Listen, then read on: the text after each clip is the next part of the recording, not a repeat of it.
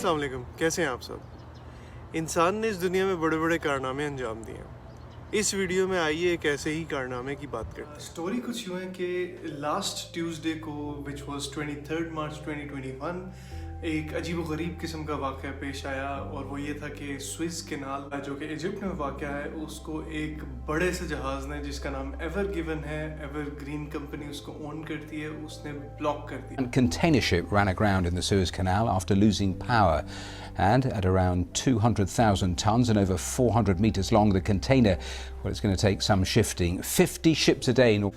सबसे पहले ये वीडियो जनरल पब्लिक की इंफॉर्मेशन के लिए है। मैं आपको हिस्ट्री की क्विक स्नैपशॉट दूंगा। उससे पहले मैं आपको एक तस्वीर दिखाऊंगा ताकि आपको ये समझ में आ जाए कि स्विस कैनाल इंटरनेशनल ट्रेड के लिए और ट्रांसपोर्टर्स के लिए कितना इम्पोर्टेंट है। अगर एक शिप लंदन से मुंबई आती तो उसको पहले 20,000 किलोमीटर का डिस्टेंस तय करना पड़ता, जबकि स्विस कैनाल की वजह से वो डिस्टेंस जो है वो सिर्फ 12,000 किलोमीटर तकरीबन तक रह जाता है। एवर गिवन जहाज जो कि 400 मीटर लंबा, 200 मैट्रिक टन उसका वजन और 985 फीट चौड़ा जो है, ये 6 से 10 बिलियन यूएस डॉलर्स का वीकली खसारा कर रहा है इंटरनेशनल ट्रेड को। किस वजह से एवर गिवन शिप ने स्विस कैनाल को ब्लॉक कर दिया, ये तो अभी अथॉरिटीज़ भी इन्वेस्टिगेट कर रही हैं, लेकिन इजिप्शियन अथॉरिटी रिप्रेजेंटेटिव का ये कहना है कि सिर्फ वेदर कंडीशंस की वजह से वो जहाज़ टी ट्रैक नहीं हुआ। टेक्निकल और ह्यूमन एरर भी इसका रीज़न हो सकते हैं। जी हाँ, तो स्विस कैनाल जो कि इजिप्ट में वाक़ है, ये 193.3 किलोमीटर्स लंबा कैनाल है जो कि north of Egypt port side से स्टार्ट होता है और ख़त्म होता है port Tewfik in the south of Egypt. ये शॉर्टेस्ट वे है यूरोप और इंडियन और पैसिफिक ओशन को कनेक्ट करने के लिए।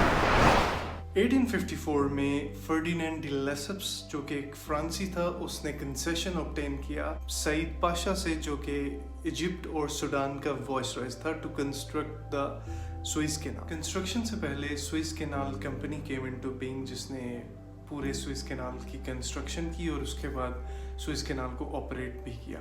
अगर आप स्विस कैनाल से कभी गुजरते हैं तो आप देखेंगे कि बहुत से राइडर्स होते हैं who are basically from Egypt, जिनको आपके साथ जब आप स्विस कैनाल पे एंटर होते हैं तो आपके साथ ऑल्सो बोर्ड इन, और वो एग्ज़िट तक आपके साथ रहते हैं। वो होते हैं इलेक्ट्रिशियंस, टेक्नीशियंस वगैरह वगैरह। अगर कोई बोर्ड पे डिफ़िकल्टी है तो दे आर देयर। वो बहुत सी अपने साथ ऐसी चीज़ें लाते हैं कि जो शायद क्रू मेंबर्स ख़रीदना चाहें, जैसे सूवेनियर्स, सिम कार्ड्स वगैरह वगैरह। Let's check it out.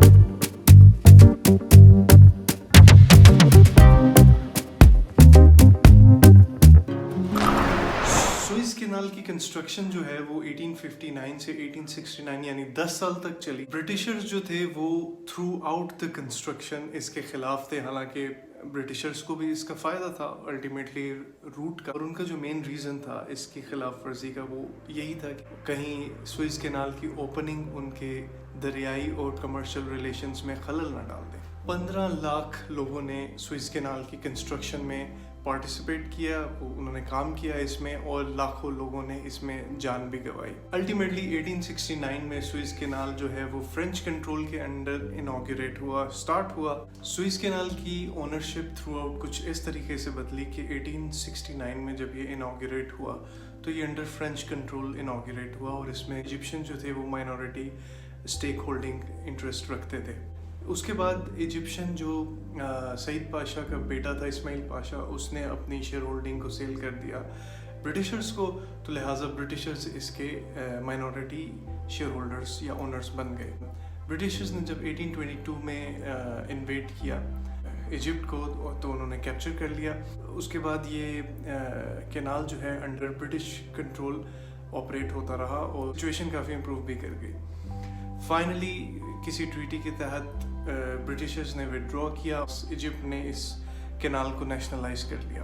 اس کے بعد ایجپٹ اور اسرائیل اور برٹشرز کی وار ہوئی، جس کی وجہ سے UNEF باڈی نے ان بٹوین لینڈ کیا اور ان کی ٹریٹی دوبارہ سائن کرائی اور وہ باہر یونائٹڈ نیشنز ایمرجنسی فورس یا UNEF جو ہے وہ اسٹیبلش ہوئی as a result of efforts from Lester B Pearson جو کہ کینیڈین سیکریٹری آف اسٹیٹ تھے. بی پیئرسن کو اپنی ایفرٹس کی وجہ سے نوبل پیس پرائز بھی ملا.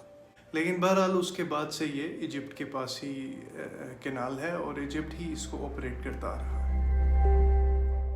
ایک کوئک ہسٹری کا ریکیپ کرتے ہوئے 1799 میں نیپولین نے فیزیبلٹی بنوائی، لیکن ہائی کاسٹ اور غلط انفارمیشن کی وجہ سے پروجیکٹ جو تھا وہ ہولڈ پہ چلا گیا. 1854 میں فرڈینینڈ ڈی لیسپس کو لائسنس ملا for the construction of the canal. 1858 میں Swiss canal company came into being, اور پھر مزید آگے 10 سال لگے for the construction of the canal. 1882 میں برٹش نے ایجپٹ کو آکیوپائی کر لیا. فائنلی 1956 میں سوئز کینال جو تھا وہ ایجپٹ کے پاس چلا گیا. اس سب میں ہمارے لیے بھی کچھ سبق ہے، اور وہ یہ ہے کہ انسان کے خواب جتنے بھی مشکل ہوں، انسان کو اپنی ایفرٹس چھوڑنی نہیں چاہیے اور آخری دم تک کوشش کرنی چاہیے. کوئی بھی سوال ہو تو کامنٹ باکس میں نیچے ڈالیے. بہت بہت شکریہ. خدا حافظ.